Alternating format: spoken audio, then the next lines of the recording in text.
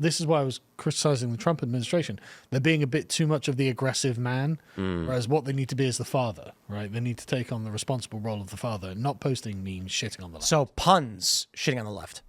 Yes. no, you're right. Yeah, punning the left, right? That's fine. Punning the left. But like, posting memes is too adolescent. You know what I mean? They need to be the respectable father. There was a response that said, "Why is a Zoomer running the White House account?" Yeah, that was one of the. What it was. I mean, it's a great question. Right? Hilarious. And, they should have genuine like. You could put the fear of the father into the left, and that would essentially make them back down. But at the same time, make them feel like the right person is in charge. Because by winding them up, what you're signaling to them is, no, it's just your brother is in charge, right? And he's going to needle you now and make your life a living hell, and that's not responsible, right? And that's not the end of the story. That's the problem. That doesn't put a cap on the end of it. It's not a foot forward towards harmony or cohesion. Exactly. Yeah, I feel you. Well, the adults were supposed to be back in charge when Biden got elected, and boy, were they not. No. But yeah, well, They were asleep. Yeah, and worse. But that's one of the reasons that Trump won the resounding victory, right? Everyone actually wanted to put the adults back in charge. So I'd like to see them pivot more to a more sort of mature perspective at this point. Trump has, to a great degree, he's not the same man he was in 2016. I know. That was a big issue, and I said that all the time back then because I was still supporting the Democratic Party up to 2020. One of the stories I like to tell was that when I went to Glenn Beck's studio, my Uber driver on the way there, we were talking. He's like, "Where are you going?" He's like, "Oh, I'm going to do this thing with Glenn Beck." And he's like, "Oh, cool." He's like, "Yeah, I'm kind of independent." He's like, I like Trump, but man, I wish you would shut up. And he was like a Latino guy, and I started laughing. I was like, "Yup." But he toned it down. And so in after 2020, or mid 2020, I was in favor of the Democrats. They booted Tulsi and Bernie and Yang, and I was like, this party sucks. So I'm going for Trump because there's nothing they're offering Biden. And after this, Trump went through some heavy stuff. He came back a bit calmer. Yeah. He still goes after them. He still insults them, but he's a bit more serious about it. But the problem isn't Trump himself, right? The problem is the people around Trump, who I all like. They're just flush with the victory, and they're feeling their oats, and it's like, okay, that's great, but you need to rein yourselves in. You need to show that kind of backbone to restrain your own excitement on the win. Because you've won everything. There's nothing you need to prove now. What at least to the enemy, what you need to prove now is that you're worthy of this. And are you worthy? And at the moment, it's kind of a bit up in the air, right? Because, saying, oh, we're going to take over Canada, we hate the Europeans and stuff like that. It's like, yeah, that's funny, but also it's not responsible. It's broy, isn't it? It's too broy. It's very young man and not enough dad. Exactly. And it's really pissing them off, and it's freaking them out. And it's not reassuring everyone that the adults are actually back in charge. But we want Canada. I don't know why you do. It's just going to be another blue state. Why would you want Canada? Greenland's a great. Well, I didn't say we give them political representation. Okay, well, that's a different story. That's a different story. Dude, I've been saying I never got more death threats than when I jokingly said we will take Canada. It was nuts. Allison was like, what did you do? Because we're getting slammed by death threats. Security companies getting concerned. And I was like, I don't know. What are they saying? They're like, they're mad that you want Canada. And I was like, oh, yeah. I said, they're not happy about this. I said we were going to destroy their economy so that we can annex them and then take away their political representation. Was it Canadians getting mad? Yes. No doubt. Canadians were sending death threats. Wow. Yeah. And they're usually very polite. Unbecoming of them. Very much. But this is the point, though, isn't it? Right? It's freaking them out to the extent where Canadians are sending death threats. Do you think any of it, and this is a genuine question, do you think any of it is using those kinds of tactics to call attention to certain arrangements between us and other countries? Oh, I don't doubt that that's part of Trump's strategy. But it's not the only way of achieving that goal. Right. It's not the only way you can get people to focus on... No, and every time you make a decision, you're weighing up costs and benefits, right? And yeah, the benefit is that Trump gets this to be the issue that they are laser focused on, because Trump, the great thing about Trump, he was kind of unpredictable, right? You didn't know what he was going to do tomorrow. Is Trump going to send troops across Canadian border? I mean, it's a non-zero chance, right? That's the thing, and you don't know. So that it focuses their minds, but it also starts makes them think, right? Okay, we need contingency plans, right? We need to seriously think about breaking away from the U.S. orbit of influence. Maybe we need to reconsider NATO. Maybe we reconsider the entire post-World War II settlement. And there are a lot of people who are actually in favor of that. Right? I think we should invade the UK. Hey, man, it couldn't get any worse. We'll bring freedom and democracy, and we'll be welcomed as liberators. Yeah, well, that's worked every other time, hasn't it? I don't know. It didn't work in Iraq. Well, this time, this is the one time. You're going to liberate Canada next, and No, it's just that when I look at the UK, I am sad. the thing is, I am too. But like the point being, like there are other ways of approaching these problems that Trump could have used that would have not kicked off the storm. Because I mean, one thing that Trump I don't think he appreciates is that he's making it very difficult to be right wing outside of America, right? So look at Canada at the moment. The Liberal Party is storming ahead. Oh, yeah. Under a globalist who's running the Bank of England for a while, right?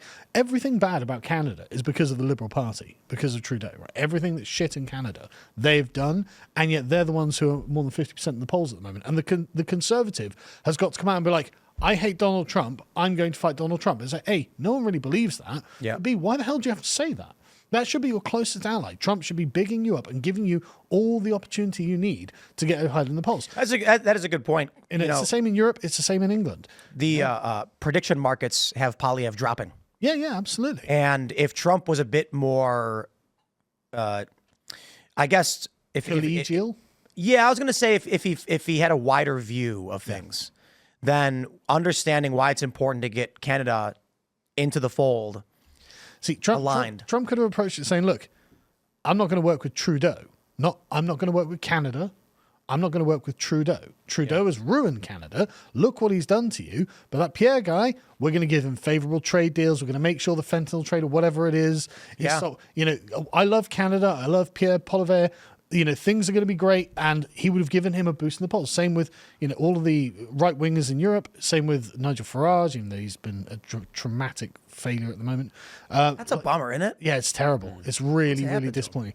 I don't know, actually. But the point is, Trump is actually making it difficult for right wingers everywhere else because he's giving the liberals a really strong hand because of these silly things. And these weren't necessary. I like that. Yeah. If Trump, so we all liked that video of Pierre Poilievre eating the apple with the journalist. Yeah. And he was like, what does that mean? What are you saying? And he's just roasting him. Yeah. But he has to be a moderate guy for what Canada represents. Sure. It's a very liberal country. So he's not going to align with Trump. Instead, Trump basically declares, I don't want to say war because in the sense of international things, we are actually getting dangerously close to foreign wars. But he basically starts a spat with Canada for a variety of reasons, putting the Conservatives in a weakened position where they can't agree with him on the ideals that are correct because it puts them in alignment with Trump. Yeah. And Trump's a bad guy to Canada now. And also what he's done is he's handed the sort of nationalistic perspective to the Liberals. If you notice their rhetoric, it's hardcore Canadian nationalism in a way that Poilievre wouldn't have been able to do in the absence of Trump not saying anything, right? He would have come out as a radical right-winger and they would have been like, oh, no, God, you're crazy. Could be accelerationism. Maybe, but I don't think it's planned, Right. I think this is all kind of spontaneous. And so now the Liberals have got the hard right position in Canada. So he's got no room to maneuver at all. And it's like, damn, man, this was not wise. He doesn't seem like the guy who cares about what Canada's doing. Well, sure, but that's not helpful for there are mass layoffs now in their steel and aluminum industries. No doubt, but that's not gonna improve relations between America and Canada. And moreover, if the idea is to destroy the concept of an international alliance of right wingers, Trump's going about it, right? Because Trump is just going to make it not possible to be right wing in other countries. I don't think Trump cares. That's great, but that's going to be bad when the entire world is left wing and it's just America. They'll work against you. Yeah. And this is what I mean about declining political capital when I said earlier. So you consider yourself an anti-Trump liberal? I'm kidding. But the point, yeah, you got me there. The point being, Trump is not solidifying his own victory, right? Trump will be a blip in the historical record rather than setting the new paradigm that the entire Western world revolves around. And this is a wasted opportunity, is what I'm saying. And you having any meetings while you're here? no, but I mean, if Trump wants to give me a call, I could make some time. I think you should talk to a lot of the people in his orbit if you were able to. I mean, I'd be more than happy to. Hopefully, I think, hopefully they might see a lot of clips like this, because I do think you're making a lot of really important points. Yep. And then, I just want to be clear as well. I say this as a diehard Trump partisan, right? Yeah. I mean, like one of my favorite things going through 2016 to 2020 is watching you desperately trying to resist becoming. It was so great, man. Yeah, but to be fair, we had Tulsi Gabbard. I know. And it was just the left. I could see them making it impossible not to love Trump. So there were a few things. One, Trump was a lot worse culturally back then. Sure. He mocked a journalist who got attacked, and he laughed about it. We also had Tulsi Gabbard, who I don't agree with at the time. Like, she shifted in a lot of positions, but my view was largely, we can't allow the psychopaths to take over a major political party in this country and turn it into whatever that is. We need people of principle to push out the neolibs and the far left crackpots. The crackpots won. Yeah. And then, when it came to 2020, Trump put out his second term policy plan, and I said, I'm for most of these things. It was great. I have to support it, especially considering I know Biden is bad. But also, there was a cultural element to it as well, where, like, you're a man of the left. I used to be a man of the left. So it was one of those things where it's like, Trump represents non-leftism. He represents a paradigmatic shift away from what they were trying to achieve. And so if you were on the left, you couldn't ever have sympathy for Trump. But Trump was charming, funny, and you didn't know what he was going to do next. And the left was evil and wrong about everything, and Trump became increasingly more correct about everything. But I think that's where I've always been. I grew up in a family where I had a conservative parent, a liberal parent. Mm-hmm. I was constantly in the position of, stop making me defend Trump. Yeah. Because you're lying about him. I know. And so I'm making all these videos where I'm like, Trump didn't do that. I know. Like, we can say, hey. I watched all of your videos. Of course. I watched them all, and I was like, come on, Tim. Put the MAGA beanie on. But it wasn't an issue of like, I must be the left. It was, my views are center left on a lot of issues in the libertarian sphere. Aligning with Trump isn't the future that I'm hoping for in this country. They're lying about him every day. They're not giving us a proper alternative. They're giving us no choice. And then they went so insane. I was like, Trump, please help us. Yeah. We have no choice. I mean, 2020, when Trump gets first elected, it's fascinating how the Gamergate stuff evolves from this ideology spreading through universities, through media, through social media, but at the highest levels of institutions wasn't yet there. Then midway through Trump's administration, it's now appearing in all these places. By the end of Trump's administration, it's everywhere. And then it's like, okay, we cannot let this keep going. I agree. Well, we got him back. Yep. I do think we're winning. Oh, yeah. And like on the technical stuff, Trump is doing a superb job, right? Like on all of the actual decisions that he personally is making and most of his team are making, he's doing a spectacular job. It's just there is a means of communication that the Europeans and the Canadian types, they don't get it, right? And he could just communicate in a different way that would, even if they're not persuaded, it would kind of put them on the back foot once again. So they wouldn't be able to just sit there and whine about it. Thanks for checking out this clip from Timcast IRL. Make sure to watch the show live Monday through Friday at 8 p.m. Subscribe to this channel, and we will see you all there.